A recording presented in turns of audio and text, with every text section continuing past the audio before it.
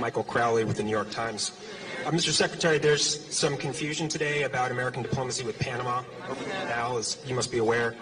I'm wondering if you could clarify for us. As you surely know, after the State Department announced last night that Panama had supposedly agreed to waive fees for U.S. government vessels transiting the canal, the Panama Canal Authority quickly denied this, and today President Molino, who seems rather upset, called the State Department statement on this lies and falsehoods. Can you tell us your understanding of how we reached this point of confusion and where you understand the situation to be right now? Is there an agreement? What's the point of confusion here? And on USAID, if I may quickly, we are hearing from employees abroad who are confused, anxious, and in some cases actually panicked about the order to return within 30 days, which is not that much time to uproot and relocate from a foreign country. Do you plan on offering these employees any more guidance on this process? And in particular, are you able to say whether people can serve out their administrative leave in their mission country, or are they required to return home even if they're not using government resources? And Mr. President, please, you said that the leadership of the U.S. is fundamental and there is no substitute in finding some sort of a solution for Haiti. The president of Haiti's Transitional Council seems very concerned about this, said a couple of weeks ago he believes that President Trump does not care about Haiti and that the Trump administration's policies will be a catastrophe for his country. Can you just give us a sense of your confidence level that the Trump administration will follow through and exercise the sort of leadership role you described? Thank you.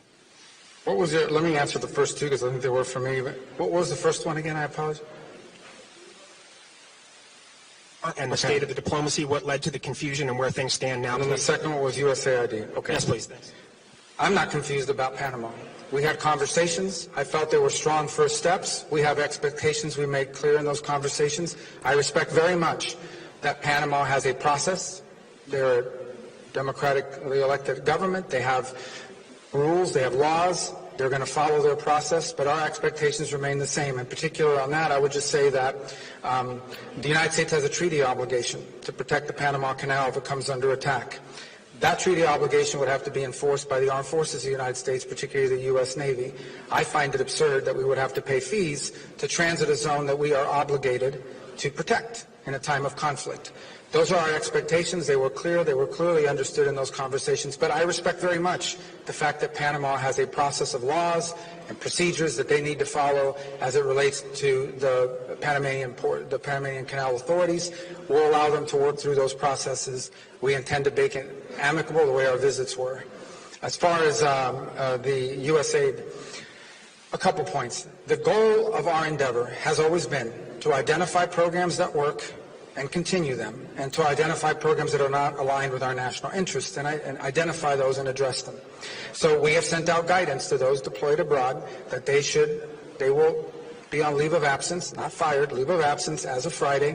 And then we made very clear in the message, it's there and it's written in the message that was posted, that if there are exceptional circumstances regarding family or displacement, or maybe the person, their spouse is employed in the embassy so they're co-located and their children are in school, there's room and space for that. We also made clear in the guidance that there would be specially designated programs that would not be a part of that order. And we are working through the process of identifying them now, what those specially designated programs are, and we will continue to work through the process of finding them. The third point I would make is that people were given 30 days that we would help bring them home if they so desire during that 30-day period. And at the same time, the expectation, as I said, that if they have a special condition or something's going on, we didn't list them all, but we're willing to listen to those. We're not trying to be disruptive to people's personal lives.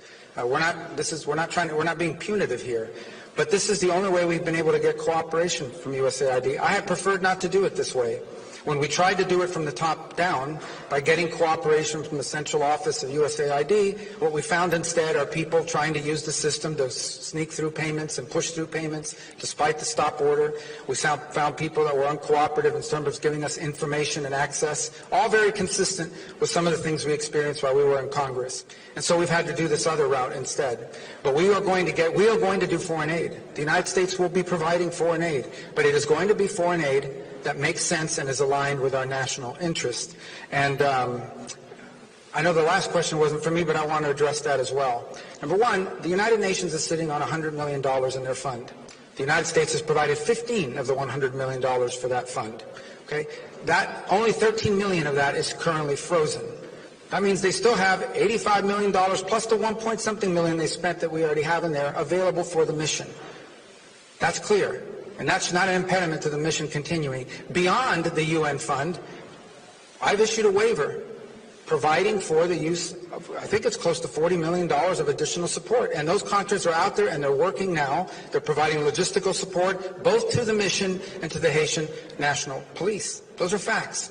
So I could just say that's a pretty strong commitment, and it's certainly a lot stronger commitment than some of the other rich countries around the world who aren't doing nearly as much. By the way, it's a credit to Kenya, who's come halfway around the world